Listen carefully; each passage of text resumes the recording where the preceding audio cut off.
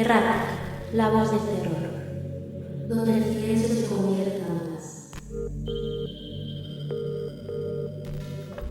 Lejos de la ciudad, donde la tierra se impone con sus reglas y los bosques esconden sombras, surge un género extraño y perturbador, el folk horror. No se trata de fantasmas en mansiones ni asesinos con cuchillos. El folk horror bebe de las raíces culturales, de las leyendas antiguas, de los ritos paganos y de la desconfianza hacia lo rural. En este episodio de Errática, la voz del terror, vamos a explorar qué significa el folk horror, de dónde viene, cómo se construyó en el cine y por qué sigue siendo uno de los terrores más incómodos. Porque en él descubrimos que el miedo puede estar en lo que nos parece más natural, la comunidad, la tradición y la tierra misma. El término folk horror se usa para describir historias que mezclan lo folclórico con lo macabro. Se caracteriza por algunos elementos clave, como el entorno rural o aislado, que son aldeas, bosques o comunidades cerradas. Lo ancestral como amenaza, donde entra el paganismo, rituales y leyendas. Y por último, el choque con lo moderno. Personajes externos que llegan a una comunidad y descubren que sus costumbres son inquietantes.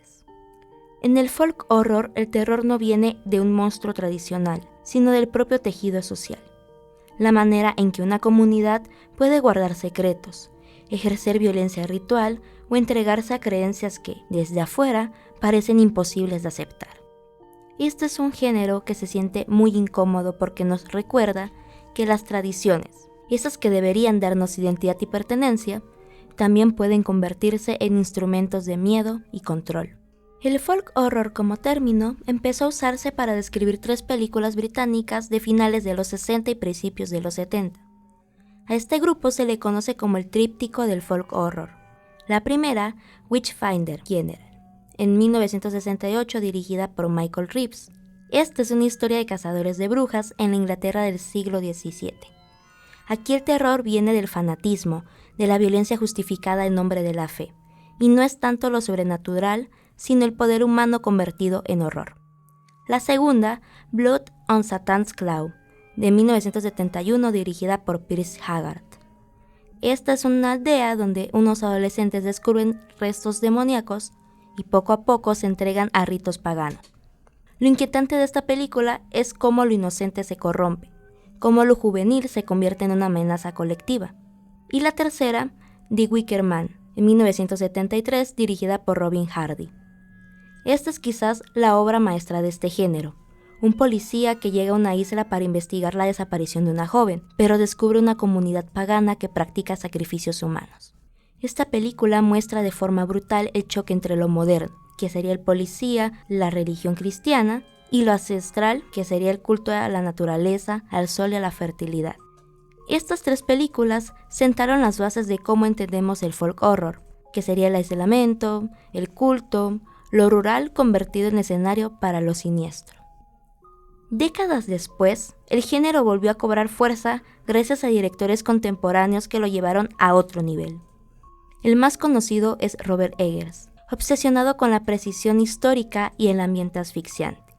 Ejemplos de su cinematografía se encuentran en The Witch o La Bruja, de 2015, la cual está ambientada en Nueva Inglaterra en el siglo XVII. Una familia puritana expulsada de su comunidad vive al borde del bosque, donde todo parece acecharlos. La película explora la brujería, pero sobre todo la paranoia, el fanatismo religioso y cómo lo rural puede ser el escenario perfecto para la locura. The Lighthouse, en 2019. Aunque esta no es folk horror puro, sí comparte la idea del aislamiento, la naturaleza como fuerza hostil y el descenso a la locura en un entorno limitado.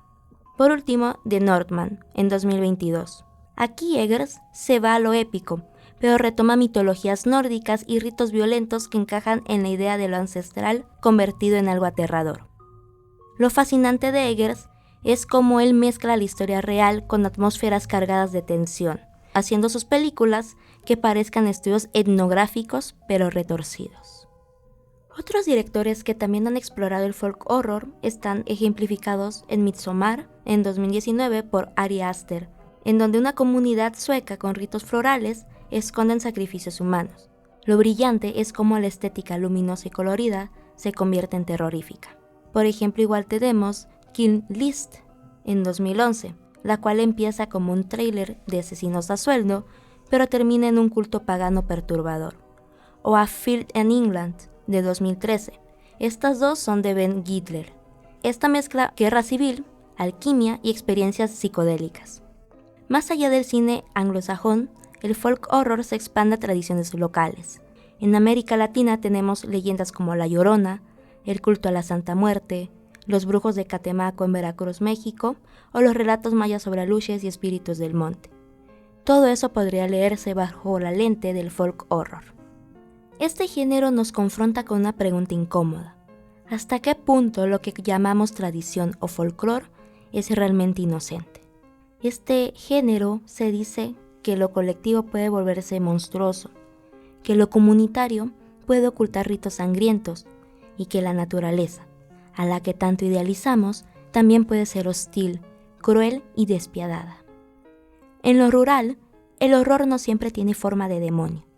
A veces se manifiesta en canciones, en rituales, en rostros que sonríen demasiado.